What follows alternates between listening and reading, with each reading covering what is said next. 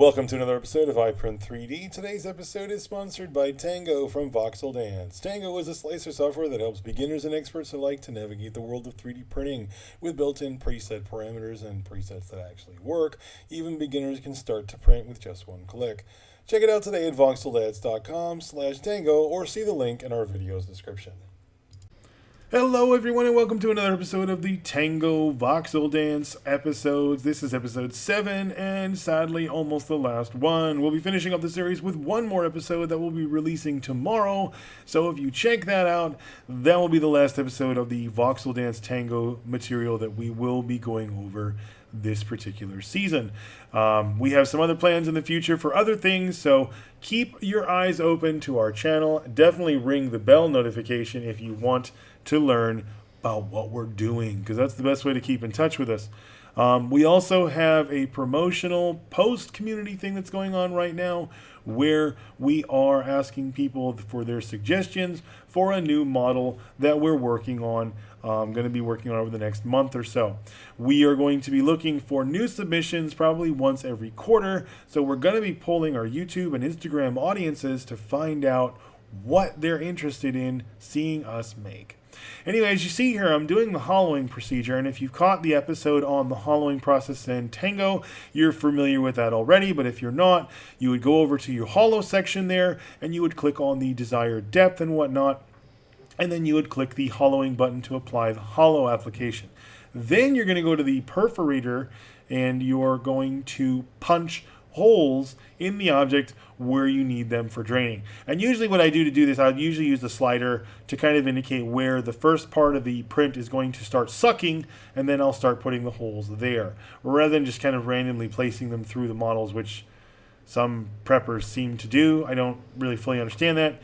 But anyway, the object here is to make sure you have the least amount of suction throughout the print to try to make it the least amount of excess work and pressure and peel force on the printer, because if they become suction cups, that means you have to work harder on your supports to make sure that the suction cup isn't going to mess up your print. So these are all factors that kind of involve in hollowing. We've discussed this in some of my other episodes in general, but Tango doesn't treat this any differently. The holes should be where they should be. Just, like I said, use the slider to verify where you're placing them. We're going to go ahead and place the holes here, and we're going to go ahead and punch them out. This is not a very lengthy process, and that will go ahead and take care of the hollowing part of the process. Now, if you're going to have a bunch of hollowed models and a bunch of drain holes, sometimes people like to save the caps or whatnot, like they like to save the actual holes that punch out. My suggestion, always just print yourself a little corner worth of little discs and just make sure that they're the same size as whatever holes you're punching out. That way you don't have to worry about saving the caps or holes or nothing. You'll just have a bunch of little shapes there on the side. And when you go ready to fill this stuff in, you can just sand those down, smooth them out, punch them in, and then fill them in with some putty or glue. And you'll have a lot easier time. So when you're doing a support on a terrain part, I don't recommend using the smart supports, because my testing with that was kind of funky, and there's no room for them to build. So I didn't do that. What I wound up doing was the bar support, and I wound up doing the bar support heavy, because I didn't think the other ones made much sense. The figurine support, stuff like that, didn't make sense. Tree support doesn't make sense. These are big pieces, so I figured, in my opinion, the best way to accomplish this is to have your support bars touching the piece in the most appropriate places possible to make sure that it's supported properly. This can take a minute or two when you're doing a couple of parts in Tango, I have noticed, but that is pretty much the same with every slicer. It does take a few minutes for those to generate the support script and pop those supports on the actual model. And there we go, with our rafts at the bottom and the supports up through to the parts. This actually, to me, at first glance, looks pretty good. I did not validate or really carefully go through this at all, but to be honest, at first glance, this looks really good. No problems here, no inconsistencies. I don't see any supports firing through the terrain or anything like that. So for the most part, this actually looks pretty solid. Now, let's go ahead and take a look like we've done in our other videos, and we'll compare this one to Chitubox, which, honestly, I think Tango is in more competition with them than Lychee Slicer, but anyway, we like to compare to both because we like Lychee Slicer, and to us, it's kind of interesting to see the differences in the other slicers and how they work. As usual, I absolutely hate Chitubox and the way that the interface and everything you do and move, it's so clumsy and clunky. I can't stand it. I don't know how anybody uses this program as a professional tool. It is terrible. We have the pro version, and I still think it's absolutely terrible. I don't like it. If you guys are listening, please fix your interface for movement and stuff. It's just awful. Again, with this, you probably want to hollow things because it's going to, they're going to be chunky. And I'm going to probably do this ahead of time for my last demonstration and comparison because this takes a minute. So here's our hollowed bits. And see, we punched the holes in the ones where we needed to.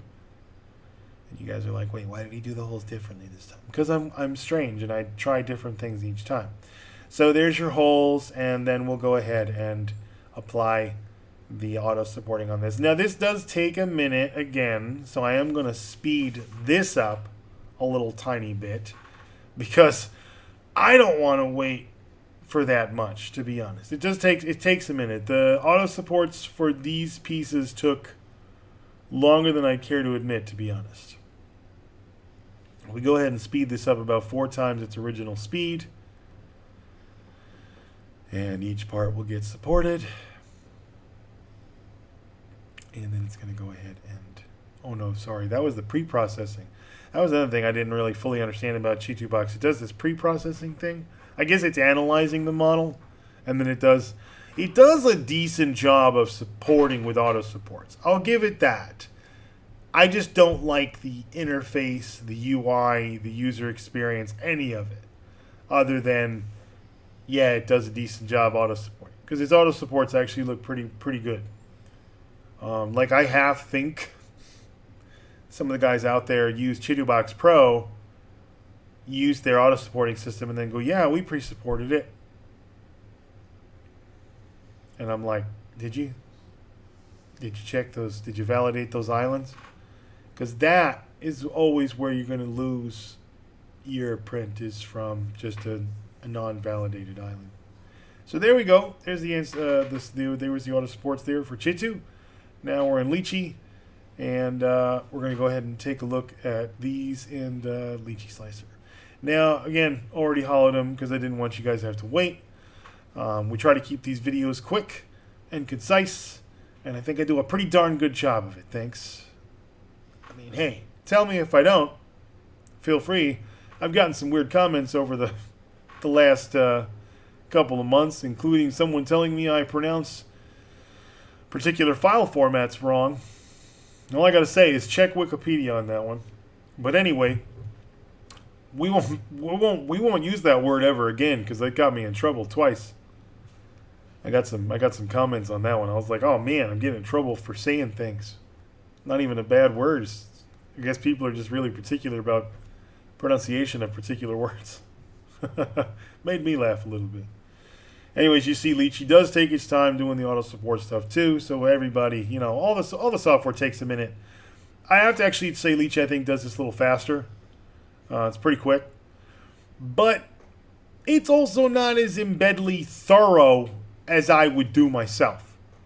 I'm not saying that these would fail because I haven't tried them, but it's not what I would do myself. I would perimeter the object and stuff like that. There's a lot more I'd put there. Anyway, we're just going to chunk back into the Tango version so you guys can take a look at these once again. This is, so we can take a look at that last local comparison. And again, this is how you would support large objects. Now, you can go into manual supporting, but I haven't covered that yet. That we will be covering in our next episode. And you could manually support these yourself. But honestly, that looks pretty good. So I'd give that a try. Anyway, folks, thanks so much for watching. See you all again real soon. Have a great one.